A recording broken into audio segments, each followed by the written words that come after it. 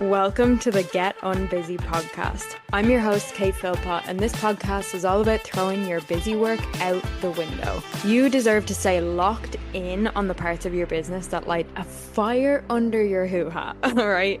The passion-driven freedom lifestyle, not being glued to your laptop every waking minute of the day. It's time to build a business that works for you, not one that works you into the ground. So, let's get unbusy, shall we? Hello and welcome back to the Get Unbusy podcast. I am so buzzing for today's conversation because we are getting into something that I know is going to be both fascinating and just a good time. And that's community, culture, and how to create something people don't just join, but actually want to stay inside of. And today I'm joined by identical twin brothers, Mike and Rick Tielemans, who help business owners think about community in a completely different way. So their work is all about creating communities that feel magnetic, sticky, wildly engaging. And they spoke at my membership summit last year, and I just had to have them back for this year's summit as well. Now that's a group program summit. So not to mention these two fellas, they're just a fun time. They're super chill and they're just proof that you can run a business without having to stick up your ass. And I just love that. So I love this conversation for the Get Unbusy world because so many coaches and online business owners are trying to grow by adding more content, more offers, just more stuff, when actually the real leverage might just be in the making of the community experience more valuable and like for the people who are already there.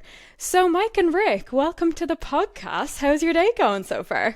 No bad days. Yeah, no bad days. This is the problem with having two. Yeah, we tend to talk over each other. What's the system for this? I mean, after this time, like one person is got this social responsibility and the other person checks out until, we switch off. But yeah, we're not used to having full social responsibility at all times. So it's kind of sweet.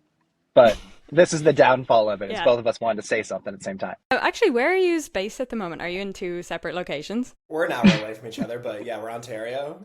Yeah. Okay. So yeah, close enough, but still far. Yeah. Well, let's jump in here. So when people ask you what you do, how do you actually go to explain it? I find when people ask me this, like, normal people, not in the business world, I'm like, how do I even begin to explain that? So I think the short version is we build cults on the internet. Yeah. So what's the long version? Great question. The long version is that we build something that people want to belong to because, no one wants to. We can't make people want to buy, but we can make people want to belong, which is essentially our whole business model. If you build for belonging, then you don't have to worry about finding people for all these separate offers. If you just build for the right type of person, then everything you want to sell or affiliate or whatever makes sense for that audience. So that's how we earn more per member rather than chasing more new members. Like everyone in the community model is all obsessed over number of members.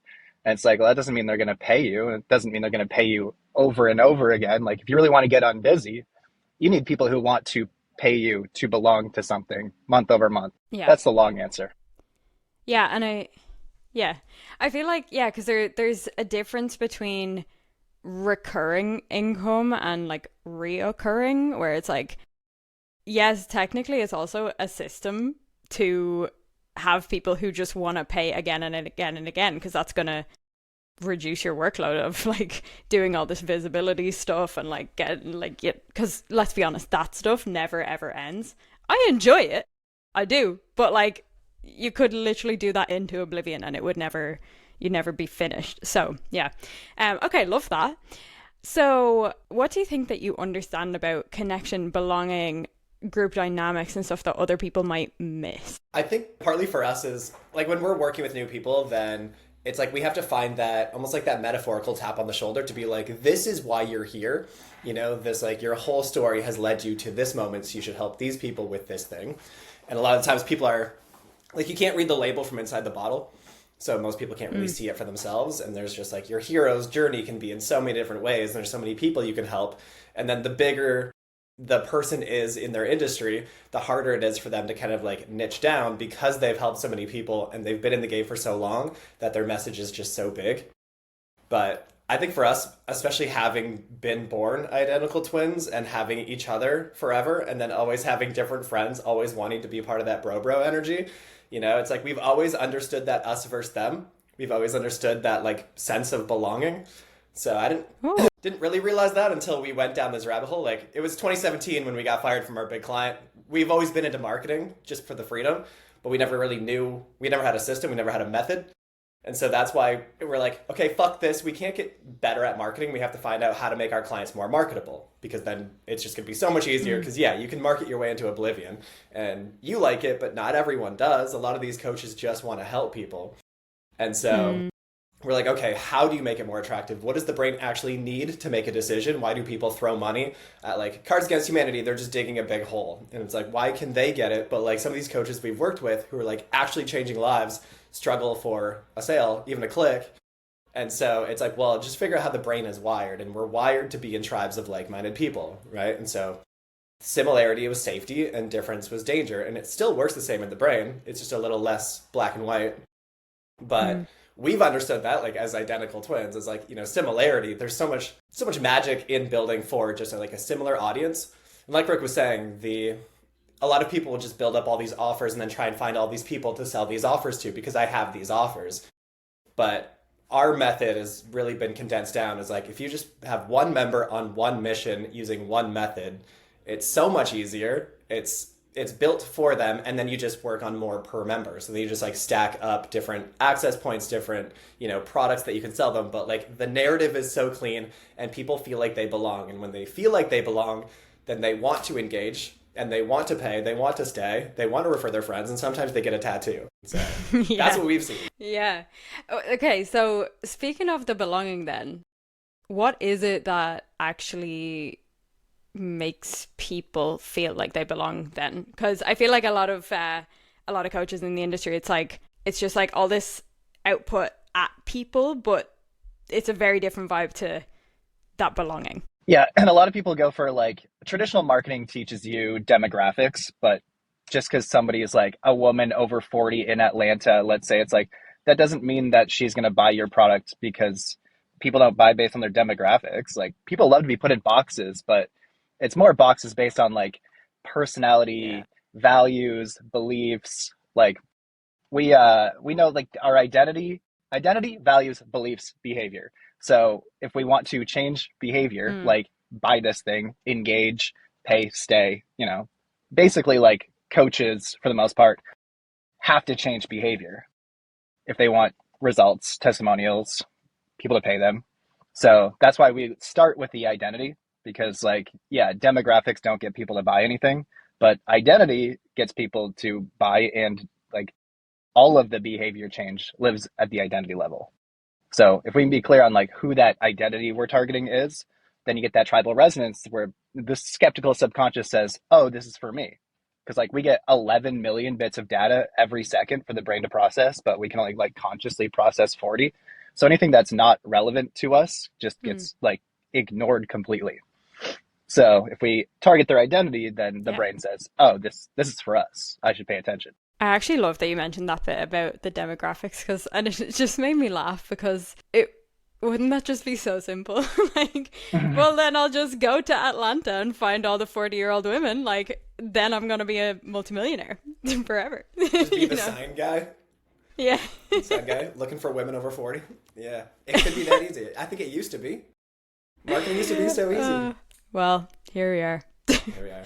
So, okay. And also you mentioned that you mentioned the part about being identical twins. So this actually fascinates me, because obviously me being the only person who works in my business, I'm like, oh my God, it's like, maybe this is not the right way to say it, but I was like, oh my God, imagine I could like duplicate myself, so like, how does that work? So do you have different roles? Like, do you just generally, like, does that make it more seamless or more clunky? Kind of both. I think it depends on like when we were building the method. So that was a big part, like pre-COVID. Then it's like, okay, we need a method, because we have one foot on the gas, one foot on the brakes. Like we need clients because we need money, but we also don't know what we're doing with them or what the offer is or how long it takes and all of that. So as building a method, like having a second brain that works a lot like your own brain, is super helpful. It's like having ChatGPT these days where you can just like ask questions and riff together. But somebody who's just like very much lived the exact same life with the same interests, with the same clients, with the same life experience. So it does feel like, a working shadow that you bounce ideas off. And so that's super helpful. But then when it comes to like running the biz, then it kind of feels like, am I doing that? Are you doing that? Who's doing that? Like, at least you have full accountability. If nothing happens, it's on you. And so that's kind of cool. But it is also kind of nice that there can be a separation of roles. But even when we look at like our Colby scores, where it's like how your energy should be output, have you ever done the Colby test? No. Our old mentor, he made us do it, and he like was Colby certified and everything. But there's like 4 ways. So it's like your research, your fact finding, your systems, your implementation, your quick start, something like that. And so it tells you kind of like where you should put your energy. But I'm a 3393, Rick's a 4384. Like it's still pretty much the exact same, unfortunately. And so we kind of always want to work on the same things at the same time. And so that can be a problem for sure.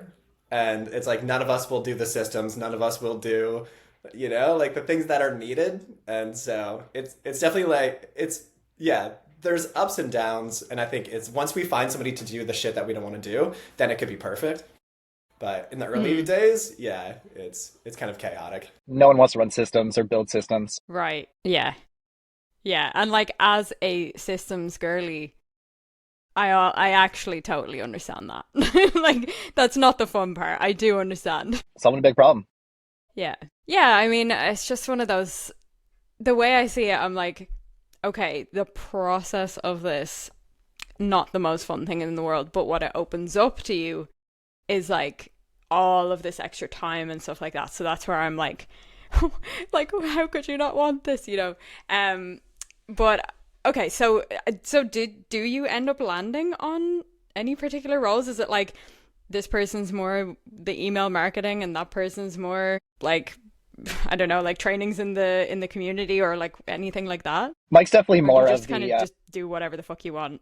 Mike's definitely more of the front end content guy, just because he's more likely. It's like that one extra point on our Colby score makes him more likely to want to be front facing, and I'm more likely to want to be behind the scenes. But I, in our like 20s, then I was more of the copywriter, and he was more of the like finance and I guess systems. He had to handle more of the systems. Yes. I got to do more of the marketing copywriting. So yeah, I tend to rewrite everything he writes. So we do have a bit of our own lanes there. Okay. Yeah. All right. Well, little bit down the strategy side. So say for coaches who are feeling like their community is a little bit quiet, a little bit dead, or they just want to zhuzh it up a bit, like what do you tend to look at first? Yeah, they probably have a common community. Yeah. I mean, that's container. our favorite because a container. Yeah, exactly. Yeah. I mean, that's the problem is a lot of people like school is our favorite platform, and it makes it really easy because you just have exactly what you need: a classroom, a community, and a calendar. But a lot of people will just kind of like throw their content in, and that's enough, or they think that's enough, and they're like, okay, so now I need engagement. So they like prod and ask what your favorite ice cream is, what are you guys doing this weekend? And it's like, but it just kind of feels irrelevant, and it feels like you're only doing it because you want engagement points and you want them to feel like there's activity here. But that's where, I mean, we'll always come in and just look at belonging, really. Like we have a 32-point quiz now that works with our model. And so we can look at like exactly what's missing. But like Rick was saying, identity is always number one. But it's kind of a 2-part. So it needs to call in a specific identity. So if you're calling in like athletes, that's cool. But like runners would be more specific, or trail runners would be even better. And then like what identity are we calling in? Because often it's going to be they want their whole list and then some. But it's like if we can just pick one, call in one specific identity so that they actually feel like they belong. And then when you come in, then it can't just be content. It has to be an identity shift, right? Because we just want transformation these days, because content is a commodity and you can just get that with ChatGPT in one prompt.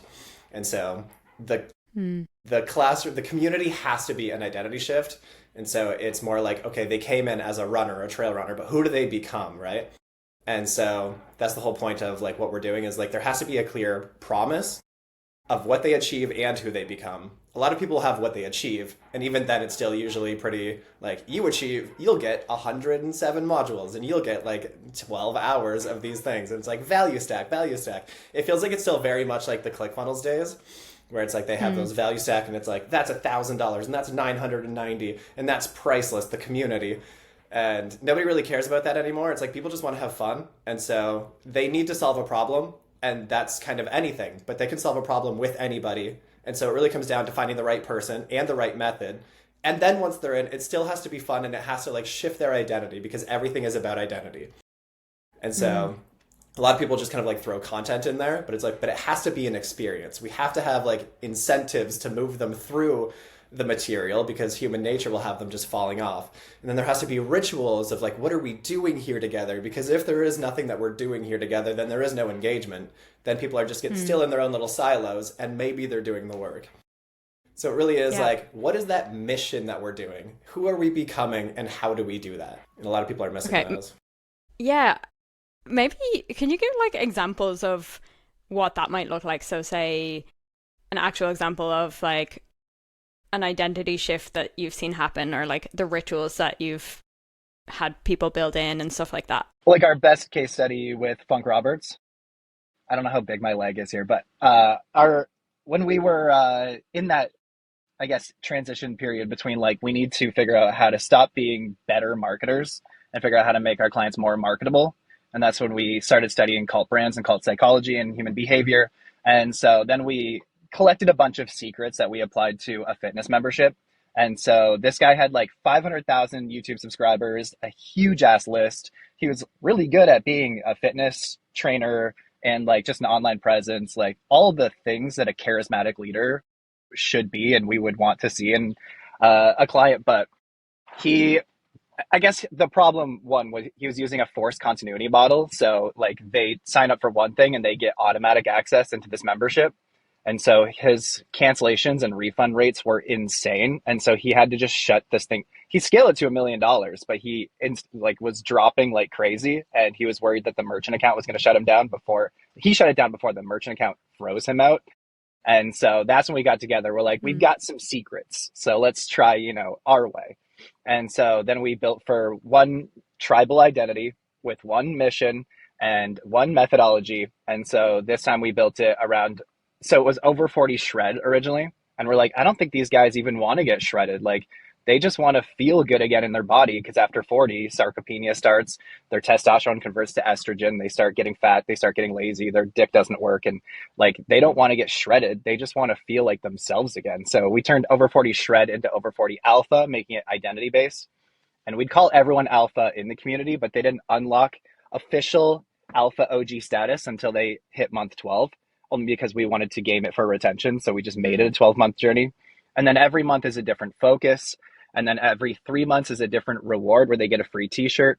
And so it's like everything was built around this alpha identity, what we do, what we say, what we don't do, what we don't say. And so it's like the rituals. Before he had zero engagement in the community.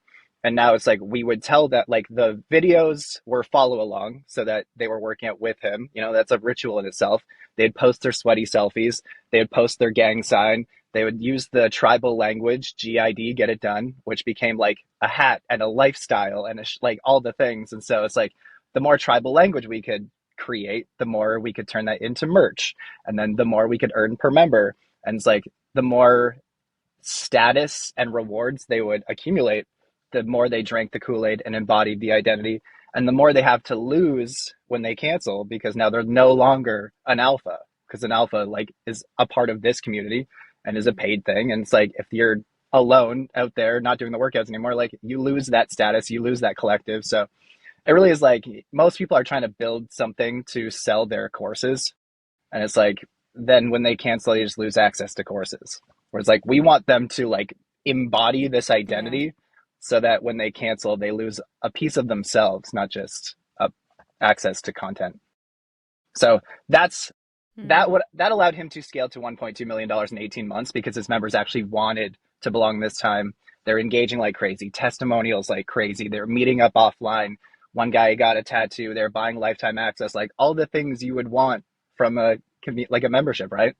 So that's when we were like, I think we've got something here. Yeah, that's so cool. I like can't wipe the smile off my face. So like that actually I can totally envisage how much more motivating, how much more of an incentive there would be to actually be in it, like so in it. Yeah. Actually, you mentioned your studying of like cult brands and human psychology and stuff, and I believe you spent like 7 years nomading in the Mexican hostels and stuff like that, studying cults and so. I want to know about that. Like, what was that experience like? How did that kind of shape how you approach business life? Like, I'm fascinated. It was mostly because we were just too poor to live in Canada during that low period, and so we're like, well, Right. Mexico is cheaper, it's better, it's and so yeah, there's a brand of hostels called Selena. It went under, but there was like 100 locations, and it was made for like people like us. Like, you need to work at the same time, and so I mean that's its own kind of little tribe in itself. Is you see the people and in the us versus them of the people who are working and the people who are not working. It was a lot of burritos and fajitas. While studying ClickBank video sales letters, Rick would just be like dissecting pre-AI, like every word that happens in these 9-figure ClickBank VSLs. And then Right. all the funnel hackers, like all the top funnel hackers that have made 8-9 figures, it's like, okay, one funnel made $1 million. Why? And so it was a lot of message hacking. Also because we spent 13 grand hiring like the top of ClickFunnels, and we're like, okay, you've made 8 funnels that made $1 million. Tell us why. And he's like, well, it really just comes down to like the message within each of them. Like, we just built a webinar. And so it's like, okay, fuck. So a lot of it was, what is the message that needs to be said to get people to buy and buy in? And that's what mostly like took like 7 years of, okay, we stack all these things. And then it's like, okay, but then there's a lot of things to solve for. How do we make it just one simple framework? And yeah, so it's a lot of message. And that's what you did. Yeah. Okay, so what did like the day-to-day look like there? Start at the beach, iced coffees, Corona sunsets, co-work spaces. The co-work spaces were always pretty sweet. I feel like a lot of the It was a time lot we were of just, fun, for sure. I feel like we were just trying to find people to party with because we wanted an excuse to like not work and run away from the business, because it was just like we just fumble fucking forward in the dark. We didn't really know what we were trying to solve for. Like, we just knew we wanted a 2 Comma Club award. That was our only goal when we started our marketing journey at like, I guess like early 20s. We're like, I just want one of those because that'll mean that we figured out something. We would have a successful model if we just got one of those. And we just never knew how. So all of our 20s was just spent trying all these different, like every corner of internet marketing, from like SEO, building websites, running ads, reputation management software. We licensed that. And it's like, there's so many different angles we try. We even started like an internet, white labeling an internet company in our local town. We almost ran London's biggest, London, Ontario, not the big one, but biggest pool party. We tried so many things, but yeah, it wasn't until we had that Funk Roberts case that we were like, we got it. We got our model. So ever since, it's been about like how to communicate it better and deliver it better and figure out the damn systems behind it. Yeah. Okay. All right. That's fascinating. Okay. So what is something that people might be surprised to know about you, like outside of the business world, as people in life? That's a tough question. Yeah, I know. I feel like we're such open Rick books. Likes to say that Rick likes to say he spent a night in jail in Mexico, but he just likes to say it, or it's a cool story. Yeah. Okay. What about you? Yeah, I don't know. I think our biggest passion, hobby outside of work is probably running.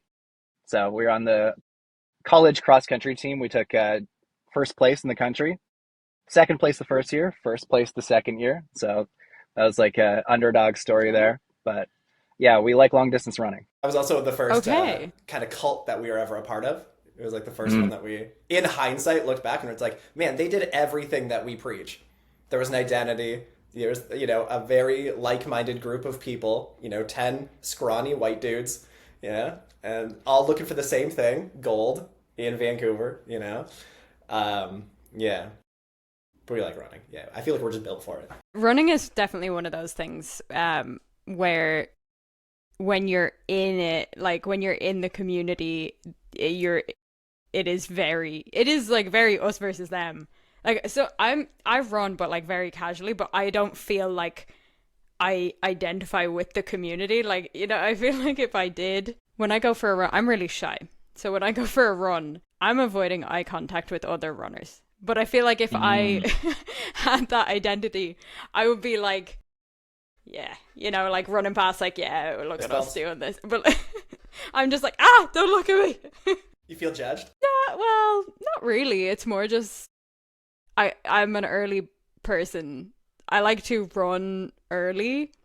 I don't like to interact with humans early, you know? Fair. Because it's like 6 a.m. Yeah, no, like I'm not here to socialize. Mm-hmm. Yeah. Yeah, it's like a meditation at that point. Yeah. Okay, yeah. So what about when you're not thinking about communities and retention and human behavior and all that? What are you usually doing for fun? I was thinking about that in terms of like, well, why do I want a lot of money? And I live in Grand Bend, which is like considered the Florida of Canada. It's just like the southern tip, and it's like a cool little beach town. But just looking around, it's like it really brings the people together. And even when Rick and I got a check from when our stepmom sold her house, and it's like the first thing we did was put a bunch of money into our birthday party. And I realized we just always want to bring people together and make like fun experiences. So I guess that's what we do in business, is that's how we run the communities. But like even in our personal lives, it's like, how do we make a dope party where we can just bring a bunch of random people together? Less random because they have to be like, you know, feel like they belong. But we got a big friend circle. But I just want to make cool parties. That's what London's biggest pool party was. We're like 22. I'm like, can we just rent this water park after hours? Get Red Bull here, get the radio station, like, and just have a party? That'd be so fun. We got halfway there. But yeah, I think we just really like getting people together and shenanigans. We also like sending rewards. Okay. Like looking at the Red Bull girls, it's like your job is just to give away free drinks. Like you're just making people's day all day. Like how fun is that? So like one of our favorite parts of what we do is like figuring out what kind of gifts and rewards we can send people.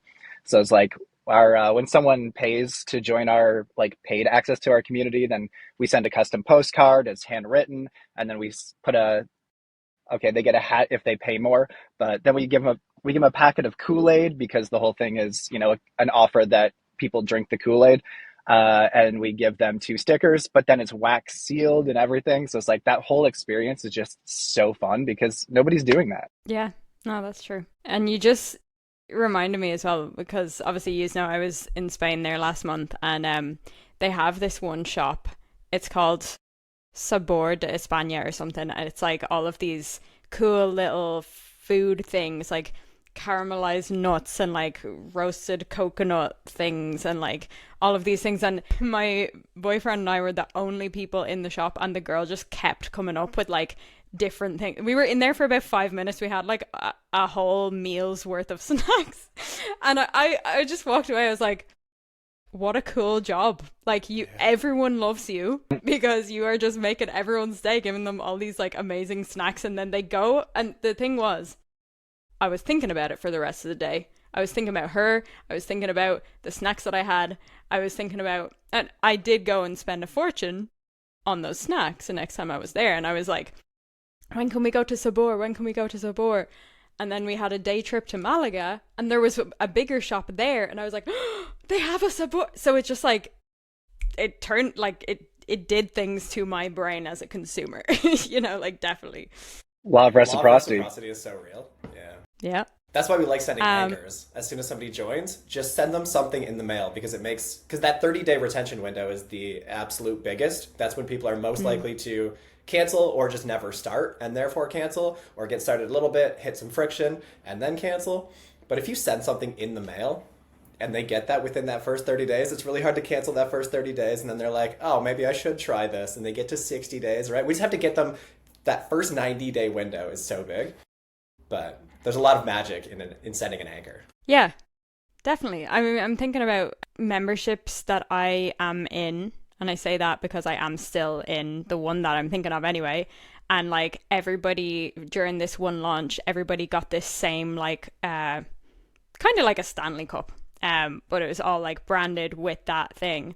And part of the membership, it's basically a tapping membership, EFT tapping. Nice. Part of that is like, drink your water. So then you get on the call, she goes, drink your water, and everyone pulls out the same thing. And it's like, oh, Rituals. Look at us. Yeah. Yeah. So it was like one of those, rituals. And also just, I couldn't wait for mine to arrive because I was like, I can't wait to feel like I belong. I actually remember having that thought. Cool. Yeah, I like Seth Godin. He has the book called Tribes, and it doesn't really give you that much. It's a good, like, high level, but he does say people like us do things like this. And I feel like that is the simplest way to encapsulate this whole model. People like us, figure out who that is, do things like this, figure out what those rituals are, even if they're completely irrelevant. We do these kinds of things, the more silly, the better. And that is how you get engagement. That's the easiest way to get engagement. So yeah, we drink water. Therefore, how do we give them something so that we drink water out of these things? And only people who are paying get these things, that we drink this kind of water together. And then we drink it on the call and we do it together, right? Mm-hmm. Simple. So simple. It's all about the us versus But them. again, I'm still in that membership.